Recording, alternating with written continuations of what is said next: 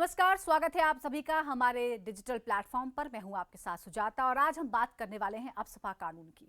विवादित अफसपा कानून को वापस लेने की मांग के बीच केंद्र सरकार ने नागालैंड में अफसपा कानून की अवधि 6 महीने के लिए और बढ़ा दी है।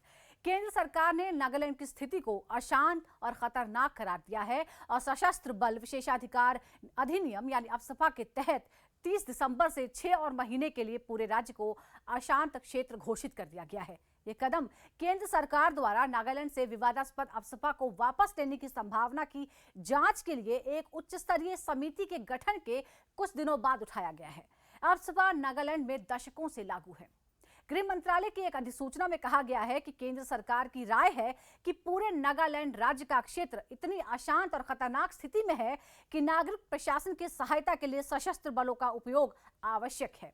अधिसूचना गृह मंत्रालय में अतिरिक्त सचिव पीयूष गोयल द्वारा जारी की गई है, जिन्हें अफसपा कानून को वापस लेने की संभावना की जांच के लिए गठित समिति में सदस्य सचिव नामित किया गया था।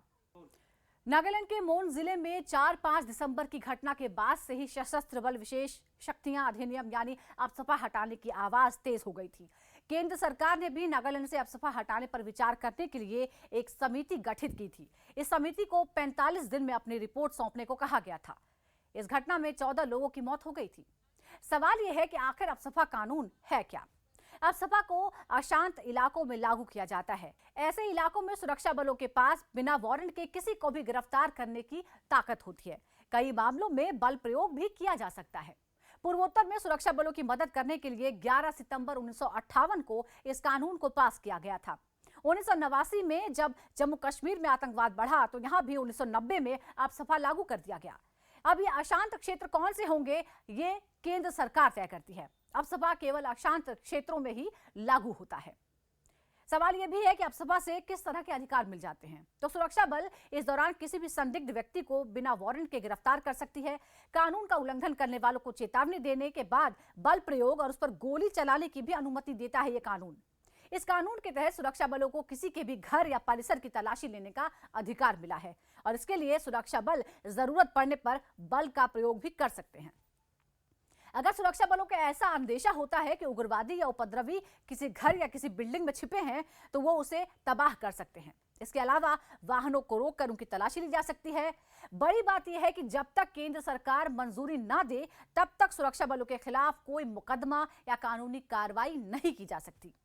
किन किन जगहों पर अफसपा लागू है ये भी आपको बताते हैं। अफसपा को असम, मणिपुर, त्रिपुरा, मेघालय, अरुणाचल प्रदेश, मिजोरम, नागालैंड, पंजाब, चंडीगढ़ और जम्मू कश्मीर समेत कई हिस्सों में लागू किया गया था। हालांकि बाद में समय समय पर कई इलाकों से इसे हटाया भी गया। फिलहाल ये कानून जम्मू कश्मीर, नागालैंड, मणिपुर, राजधानी इम्फाल के 7 इलाकों को छोड़कर असम और अरुणाचल प्रदेश के कुछ हिस्सों में भी लागू है। त्रिपुरा, मिजोरम और मेघालय से इसे हटा दिया गया है। पिछले दशकों में कई बार अफसपा कानून के गलत इस्तेमाल और उससे होने वाले मानवाधिकारों के उल्लंघन से जुड़े सवाल उठाकर इसका विरोध होता रहा है, इसे हटाने की मांग होती रही है। और इस साल 4-5 दिसंबर के बीच हुई घटना ने इस विरोध को और तेज कर दिया। 4 दिसंबर को सेना के जवानों ने गोलीबारी की। सेना ने उग्रवादियों के शक में खदान से लौट रहे मजदूरों पर गोलियां चला दी।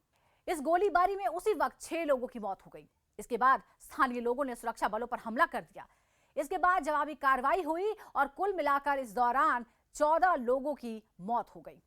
इस मामले में गृह मंत्री अमित शाह ने संसद में बयान दिया और यह कहा कि यह घटना गलत पहचान की वजह से हुई। इस घटना के बाद से ही नागालैंड से अफसपा हटाने की मांग और तेज हो गई।